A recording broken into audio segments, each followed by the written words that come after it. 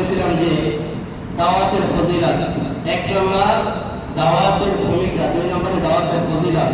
দাওয়াতের ফজিলত, যারা দাওয়াত দিবে আল্লাহ পাক রব্বুল আলামিন তাদেরকে একজন সফল মুমিন হিসাবে ঘোষণা করেছেন। তাহলে আপনি আমি সবাই কিন্তু দাওয়াত দিই। রাস্তায় দেখা হলে বলি না ভাই নামাজে যাই, অনেক কালে বলি না ভাই নামাজের টাইম হয়ে গেছে, ভাই সিগারেট খেও না, অথবা ভালো কাজে। তো আমরা সবাই দায়ী, কথা বুঝে আসছে? শুধু আমি না, আমরা সকলেই দায়ী।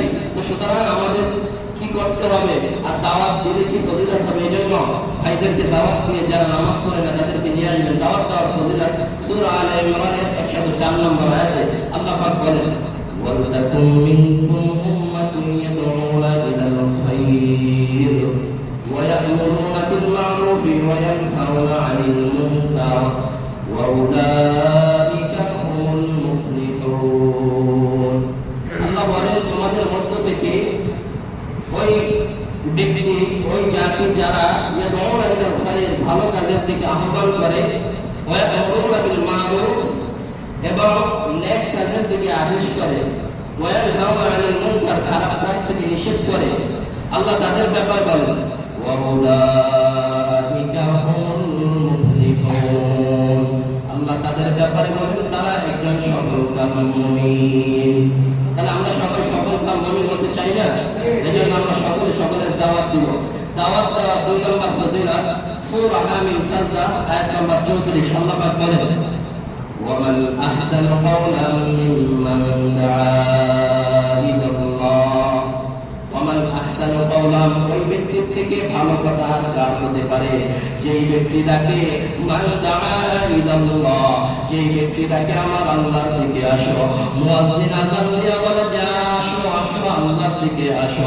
এই আয়াতটা মুয়াজ্জিনদের সম্পর্কে আল্লাহ বলে ওই ব্যক্তির আহ্বানের থেকে আর বড় আহ্বান কার হতে পারে যে ডাকে আমার মাওলার দিকে আসো, আমার আল্লাহর দিকে আসো।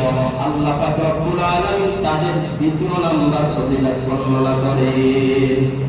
তিন নম্বরে মুসলিম শরীফের এক হাদিস দাওয়াতের ফজিলত সম্পর্কে, قال رسول الله صلى الله عليه وعلى آله وسلم, যে হাদিসটা আমি তিলাওয়াত করেছিলাম, মান দাআ ইলা হুদা কানা লাহু মিনাল আজরি মিসলু আজরি মান তাবিআ। রাসূল আকরাম সাল্লাল্লাহু আলাইহি ওয়াসাল্লাম বলেন, কেউ যদি কাউকে হেদায়েতের দিকে ডাকে, ভালো কাজের দিকে ডাকে, তাহলে এই ভালো কাজে আসার পরে ওই বান্দা যে আমল করবে তার যেই পরিমাণ সওয়াব হবে, যেই বান্দা তাকে ভালো কাজের দিকে ডেকেছে আল্লাহ সেই পরিমাণ সওয়াব তার আমলনামায় দান করে দিবে। সেই পরিমাণ আমলনামায় তার সওয়াব দান করে দেওয়া হবে। লা ইয়ানকুসু যালিকা মিন উজুরিহিম, এর থেকে যেই বান্দা আমল করেছে তার থেকে একটু আমল কমানো হবে না। এইটা হলো দাওয়াতের ফজিলত। তিনটা আপনাদের সামনে পেশ করলাম, আরো অনেক ফজিলত আছে কিন্তু তিনটা আপনাদের সামনে। এজন্য আমরা বেশি বেশি অন্য ভাইকে আমরা বেশি বেশি